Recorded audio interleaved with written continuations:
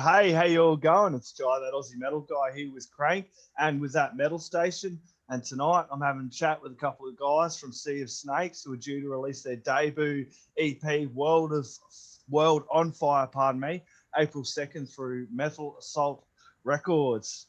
Jeff and Jim, cheers for joining me, guys. Cheers. Beautiful, beautiful night there, man. It looks fucking amazing. It kind of puts my flags to shame here, dude. That's for sure. Just trying to keep it metal, you know? It's very metal, man. First off, man, can I ask, how would you describe your sound? Because I've got this fucking hard rock kind of doom metal vibes coming through there as well.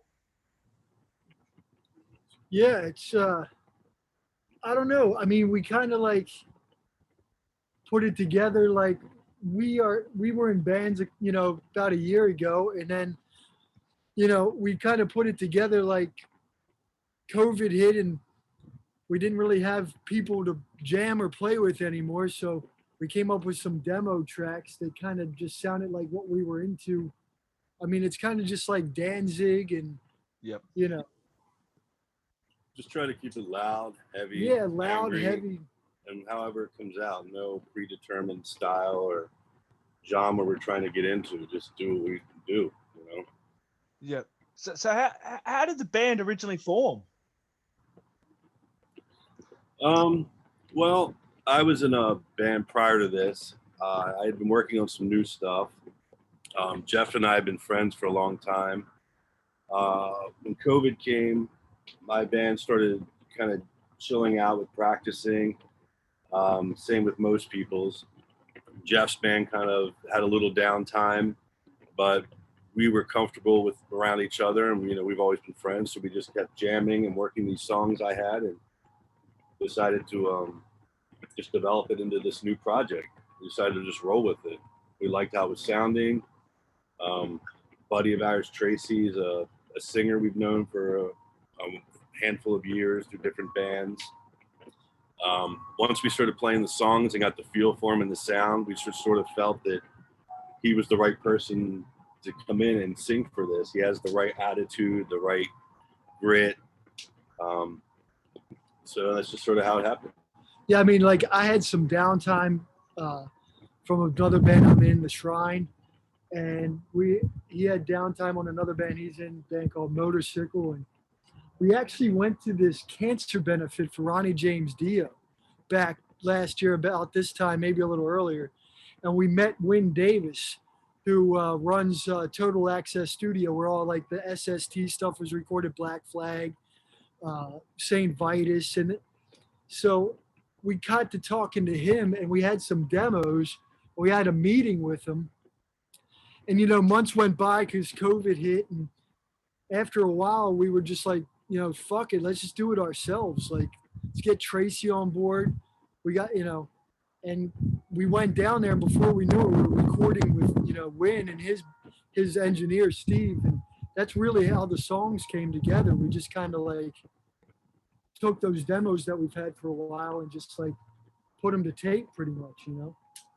And did it would have all kind of come quite easy because you're saying you're both in other bands. I do want to talk about kind of them as well, kind of before I jump back into where I was just saying there. But can you tell me a little bit about your other bands? Because I'm interested in the other acts you're as well, because this is how I'm a real metal explorer. I start going into things and looking at little bands and stuff on the side, and it intrigues me about projects like this, because I've chatted to a lot of bands during COVID that have had other bands, and putting together a project like this has been kind of a real fucking cathartic experience for them to kind of get through 2020 and fucking COVID and all that other crap that hit as well. Right. I mean, I think this was like the best possible scenario for us, was to put this band together. Yeah. Because we've played together for so long.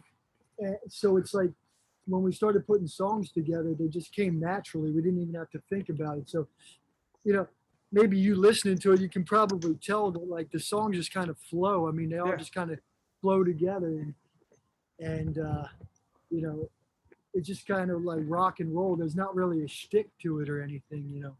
So I mean, me and Jim are both from the same part of the United States, like on the East Coast, and we moved out here years ago.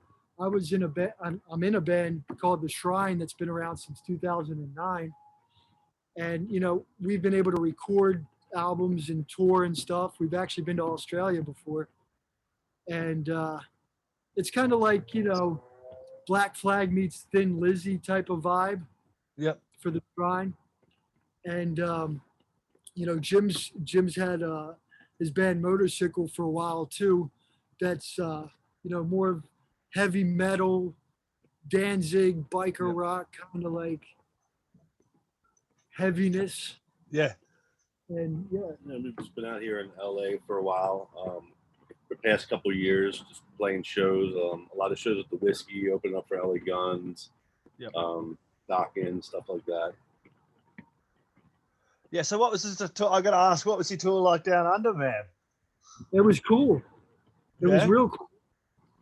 The first tour we did was with a band called Earthless, and we played everywhere on the east coast of Australia. We played in Adelaide actually. Yeah. I forget the name of the spot we played, but we played a lot of shows in Melbourne, and all the way up to Brisbane. We even played. What's the capital of Australia? Bloody Canberra. Canberra. Yeah. Canberra. So we've been there twice. It's always rad. There's always a bunch of really cool people. We played a place called Tokyo Sing Song in Sydney one time, which was like a crazy show. But it was cool. A lot of good people. We love it down there, down under. Down under. That's it. So, what was recording and production like for this one, for this album? Working on Sea of Snakes, you know what I mean? Like, because you all had your other projects going on. What was it like when you got into the studio or at home? You've probably done this from home. Did you tell me a little bit about all this? It was great. Like Jeff had said, we met Wynn Davis, who legendary producer, who's done everything from Guns N' Roses, Black Flag, Sublime, No Doubt. The album's hanging on his wall. It's sold like fucking 100 million albums. It's crazy. Legendary ones. Dio, everything Dio had done from the 90s on had been there. He worked on the Heaven and Hell's last album. So we knew we were in the right place. Yep. Being in there, just the whole vibe was great. Recording next to Tony Iommi's guitar stand that he left there in the studio was awesome. So it was great. And Wynn and Steve, his engineer, were very accommodating. They actually were open during COVID, which was great. They were working on some other kind of project for essential businesses, so they had this permit thing going where they could stay open. So it enabled us to go in there and work with them. And it was just great. They're just super talented, smart guys. They know what they're doing and knew what kind of sound we were going for. Yeah, it was almost like another member of the band, because we had an idea of what we wanted it to sound like, and he had an idea of what he wanted to sound like, and it was pretty much exactly, when it came together, it was exactly what we were kind of hoping for, because the bands he's worked with in the past is kind of what influenced us the most, like all those SST bands, and even later on with the glam metal bands. And it's kind of like our perfect storm of bands is like early Rip magazine, where they would put all the SST bands with all the glam rock bands, and just have articles about all of the up and coming bands of that time. Even Guns N' Roses recorded their early Appetite demos there. He's got reels of tape of original versions of Appetite for Destruction that were never released. That would have been a great experience as well, getting in there and being amongst that expertise and those years of experience working with all those bands too. Yeah, the stories that he had. We'd go in there and half the time we would just be talking to Wynn about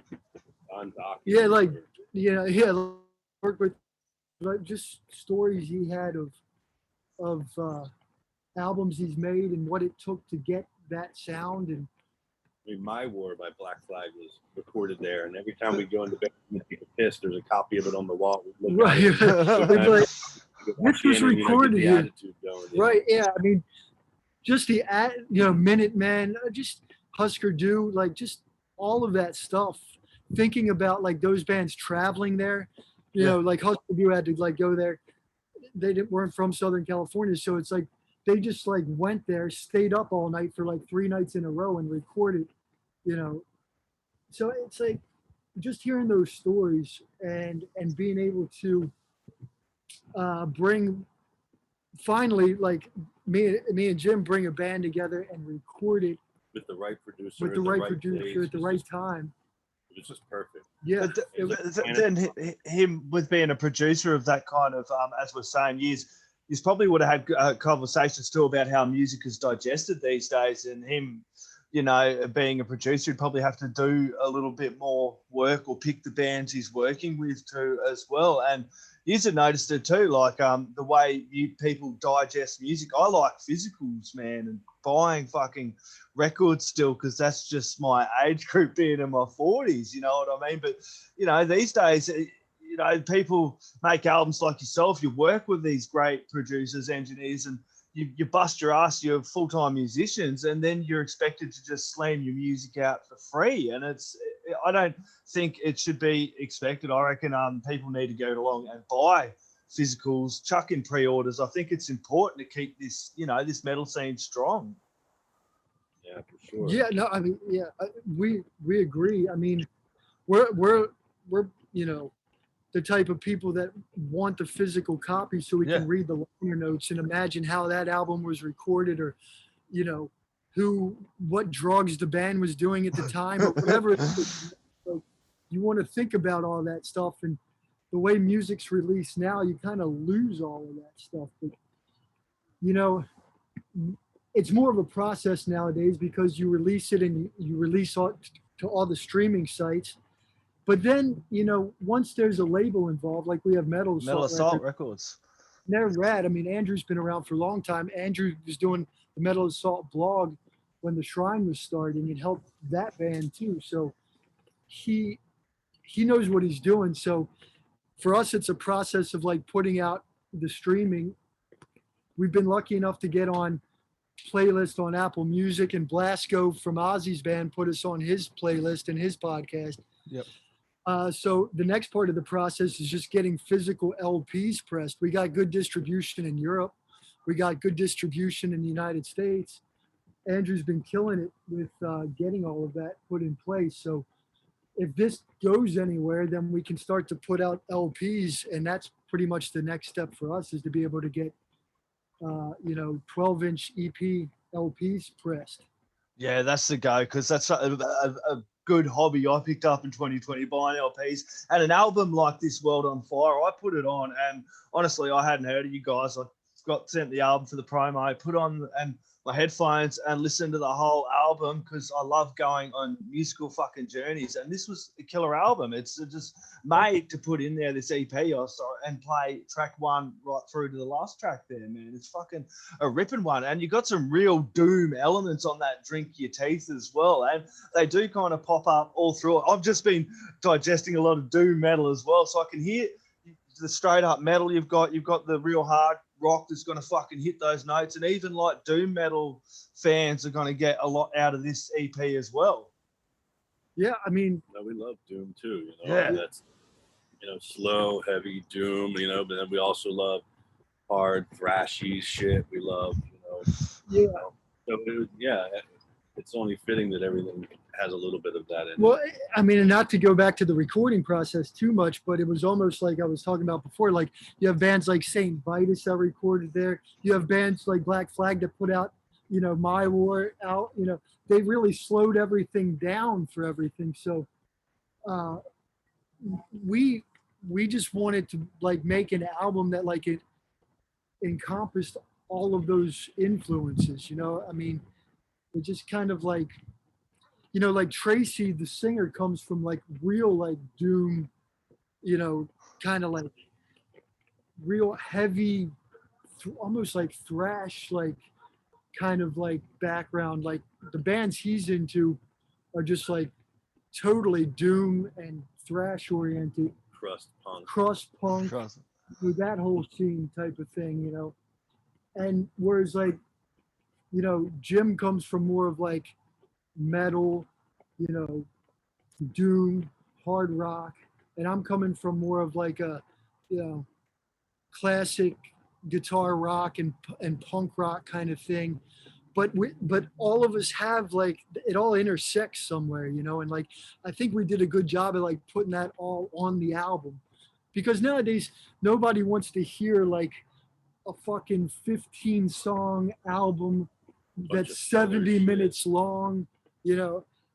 People are just putting out singles nowadays and trying to create a buzz online, you know, and it's like that's pretty much the approach that we wanted to do. We just wanted to put out like 4 or 5 songs and hit people real quick and see what's stuck, you know.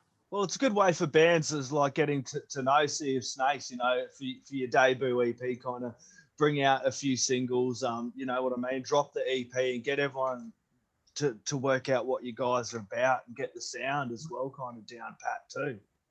Right. Experiment.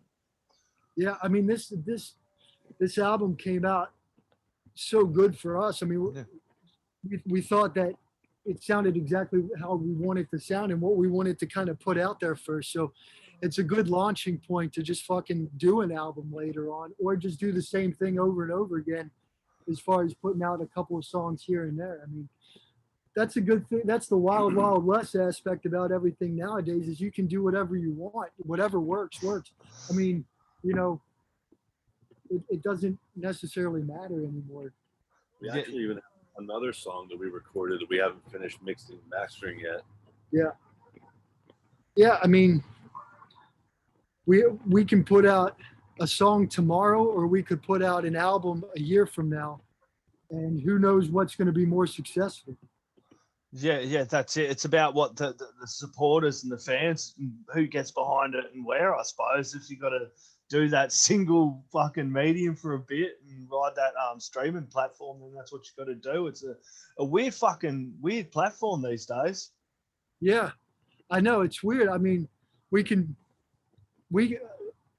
hit people up in Australia more so than maybe people in America. I don't know. Like, you know, I know there's a strong rock fan base in Australia for sure. I mean, it's the same here in Australia though. We have some great bands here, hard rock, some great metal bands, but they tend to do better over in Europe and the US than they do here in Australia. I don't know what it is. It's just, I mean, I remember a really cool band out of Australia, a band called Royal Headache, that came to the United States and did, you know, a lot of cool shit too. I mean, there's a lot of really great bands in Australia.